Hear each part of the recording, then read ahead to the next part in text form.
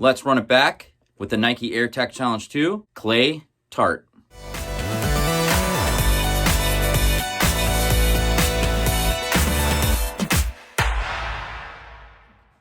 Welcome back to the channel, and if you haven't already, why don't you hit that subscribe button. Originally released in 1989-1990, the Air Tech Challenge 2 Clay Tart. Even though the Tech Challenge 2 is most known being worn by Andre Agassi, this particular colorway, the Clay Tart, originally was worn by John McEnroe. If you want to hear some more history on the Air Tech Challenge 2, you could look up my old video here under my account 4C23. I'll give an in-depth history on all the colorways of the Air Tech Challenge 2. But today I'm doing a comparison of the 2025 Retro and the 2013 Retro. And there has been a lot of changes to this particular model, which I didn't think there was going to be, but there is a lot of changes to this model, to this model. So let's get it started. One of my favorite shoes of all time is the Air Tech Challenge 2, after the Air Jordan 4 and Bo Jackson's Nike Air Trainer 3. Now, the differences between the 2013 model and the 2025 model is pretty extensive. Now, on the 2025 model, all the retros that have released, Racer Pink, the original Hot Lava, I think the Pixel, when it comes out, will have a nice leather to it, but the leather quality on all of these retros so far have been immaculate. The leather is so soft and subtle compared to this plastic feeling synthetic leather that we got with the previous retros. But to start off with the changes, the first thing I saw that you probably can't pick up on camera is that the blue is totally different. The blue here on the right, on the new model from 2025, it's more of a blue than anything. On the left model, the 2013, it is more of like a teal, almost like a whale or like a shark blue, like a shark color blue. That is the big difference I see. They've obviously yellowed the midsole to make it look vintage. I do prefer on this model the darker gray midsole here, the upper part. They put it really light on the new model in 2025.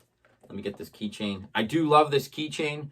The bubble style keychain, exactly what was on the shoe in 1990 was this bubble style keychain, and I love this thing. So I'm just gonna get it out of the way for now. The wings. The wings have a blue tint to them compared to the original, this gray tint. And these ones are hard and these are really soft. Other than that, that is the biggest changes. But one of my favorite changes they've made on this model is kind of like the Air Jordan 4 white cement talked about in my last video, is that they fixed the toe. You see how it's more streamlined and it angles up instead of this square toe, and I'll throw up a picture here where it kind of squares off. This looks way better, way nicer and more pleasing to the eye as a sneaker collector and a stickler for the OG design. All in all, the shoe's great. There's some real big differences between this one. They have an insole on this style is orange with a teal Nike logo, and on the retro of 2025, the insole is blue with the orange print that says Nike Air on the insole. One thing I don't like about this 2025 version is they took away the gradient logo. They have a solid blue background with the orange logo, and on this model, it's a gradient, which I prefer this better. I don't know which one was on the original. I think it was this, but I'll throw a picture of the original up if I find it. The soles are completely different too. You could see that in the video. This is more of a dark teal, and this is a blue. They do look very bright. This is a very bright sole. The orange is almost like a neon compared to the orange that was on here. But you could see the difference in color there that I pick up on camera. But I don't know if you could see on camera the difference of blue between the two. Like it's a big difference, and I thought they were going to be the same. But the blue, I prefer the blue on this one than the new one, but I do prefer the quality of this one. The leather is quite nice and smooth.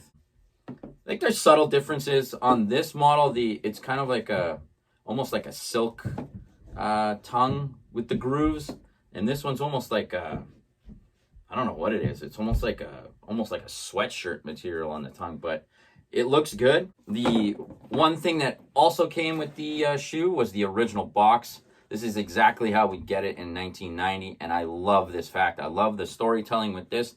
with the original box. I think that's great. The Nike Air Tech Challenge 2, you got good stitching on the back of the heel compared to the 2013. All in all, the design and the execution of this retro model with all the other retro Tech Challenge 2s that come out, like they're good. One thing I don't like also on this one, I don't know if you could pick it up on camera, but you could see the orange check is like the material behind the top coating is orange as well.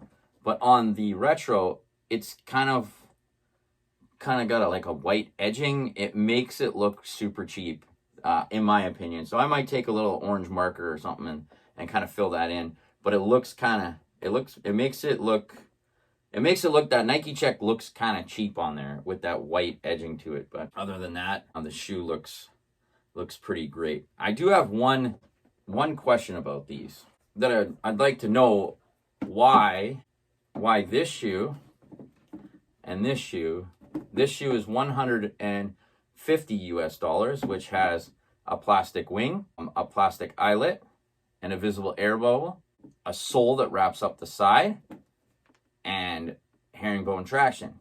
Now, why is this one $150 US when this one with plastic wing, plastic eyelet, visible air bubble, and rubber outrigger coming up the side, and herringbone traction? Now give me a reason why this one is $150 US and this one is $250 something US.